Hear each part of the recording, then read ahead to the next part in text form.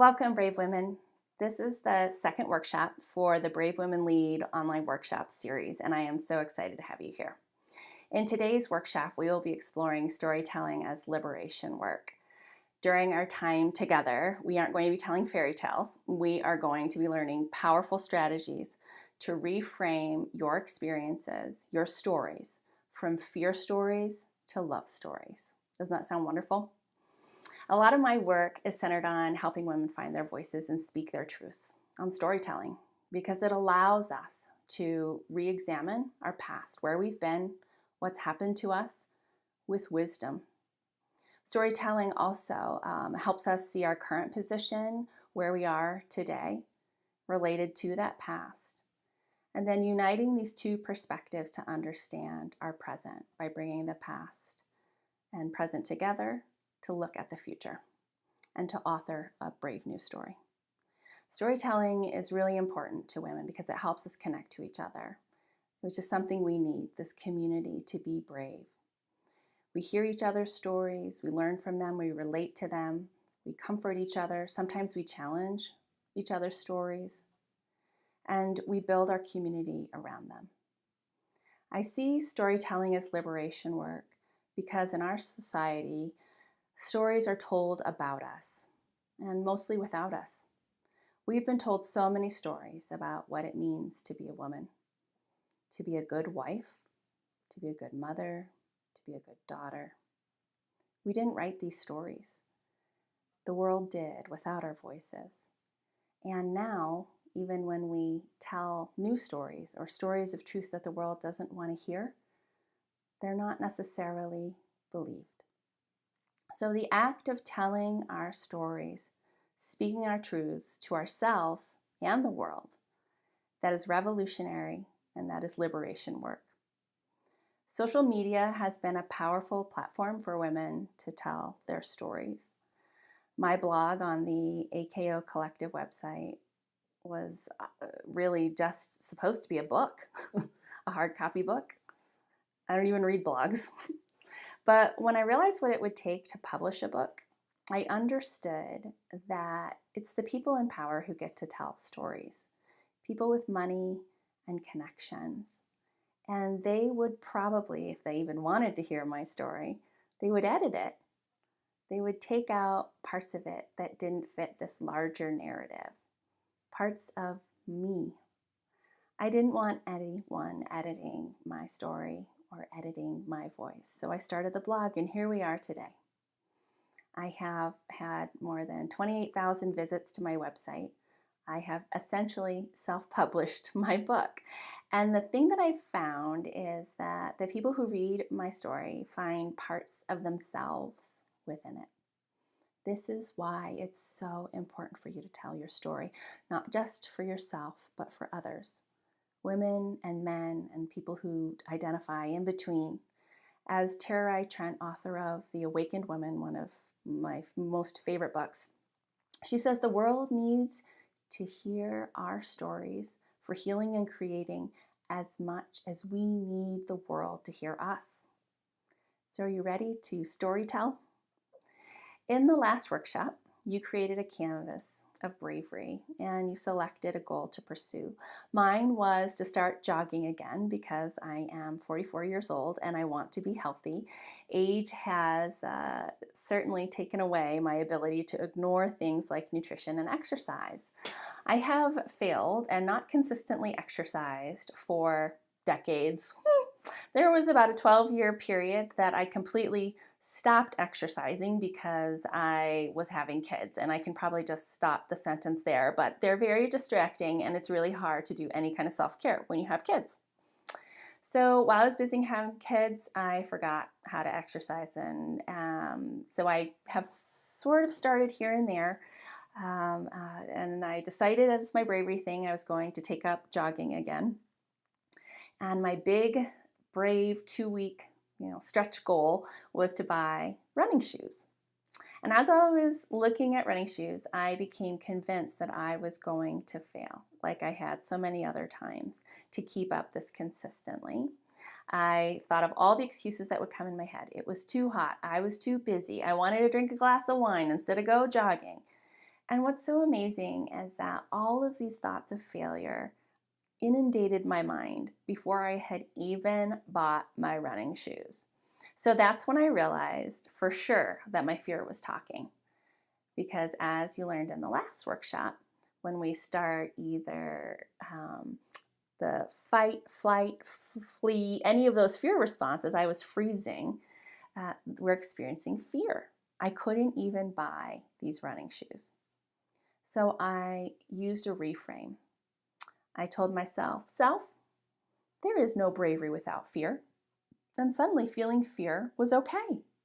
What I did just now, shifting from my fear to seeing that as bravery, is reframing. And it's a tool that I'll be teaching you to retell your fear stories, stories that are holding you back. And I did start jogging. I can't say that I'm rocking it out, but I'm on my 4th week, and so far so good. So here are the outcomes for today, and they're pretty simple.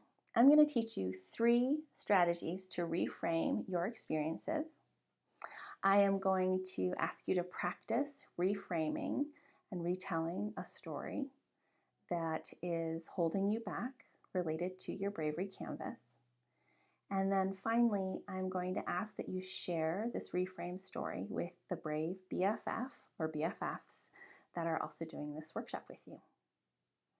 Earlier, I reframed the word fear to bravery. And what we're going to do next is stretch that and not reframe just words, but whole stories. Stories are really just a bunch of words. And so let's practice that. One story that for us all as women that's been holding us back as leaders is that we are weak physically and emotionally, and that is reason for us not to have leadership roles.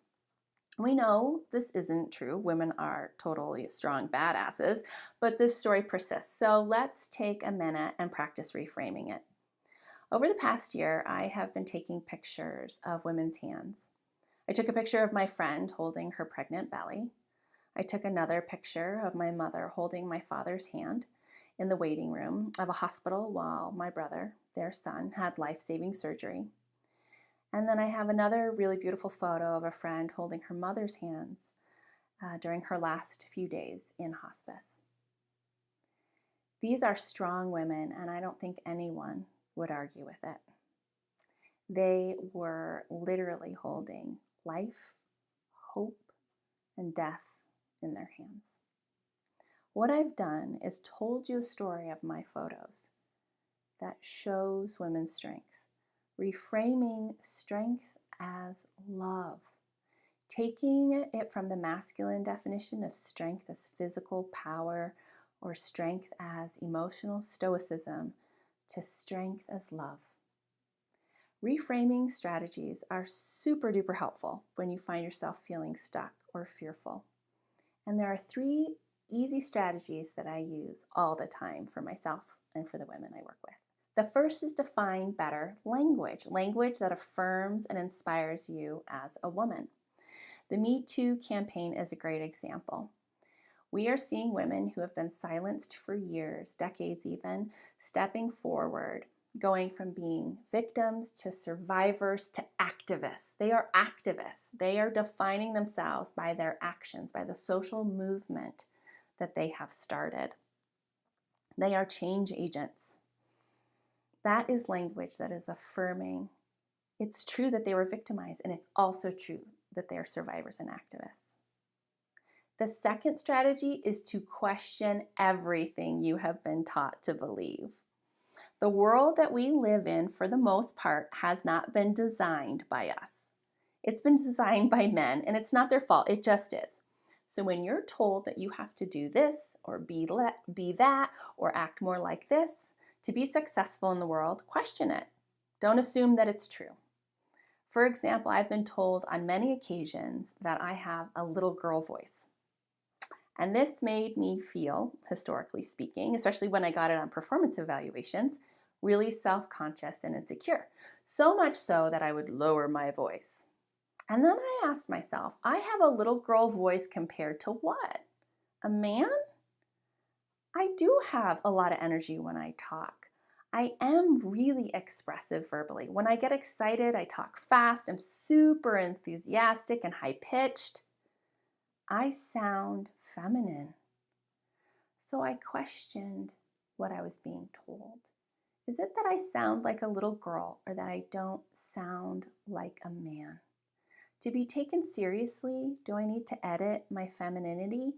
If so, how much and why?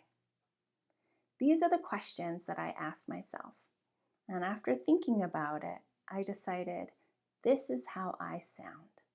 I talk like Alexis, energetic, high-pitched, full of love. And I'm no longer insecure and uncertain about it. The final tool I'll share with you is what I call the love filter. Putting a love filter on your story is kind of like when you take a picture with your cell phone and you edit it by selecting a filter that enhances certain aspects of the picture, making it look brighter or more dramatic. Using a love filter is basically telling yourself a story, but seeing it through the eyes of someone who loves you. So imagine your best friend is retelling whatever story is going through your head that is causing you to feel fear. Suddenly, the light shifts, the fears disappear, and you're basking in love. So, for example, with my bravery canvas, I was stuck, as I shared earlier, with the story that I would fail at exercising and it would be a disaster and I would be a horrible person and die of heart disease. None of my friends would say that to me. Applying a love filter, they would say, girl, you're going to get yourself a fancy pair of cute running shoes that you can run errands in. That's what they would say. So suddenly the fear was gone with the love filter and I felt a ton better. So now we're going to apply what we learned to reframe a story from your life. Thinking back to your own bravery canvas, take a minute to reflect. What story is holding you back? What story is causing you to hesitate? What story triggers any of the fear responses from the last workshop? Fight, flight, freeze, tend, befriend, appease. In your bravery mindset workbook, there's space for you to journal about that and explore the reframing strategies that I just shared with you. They're all listed.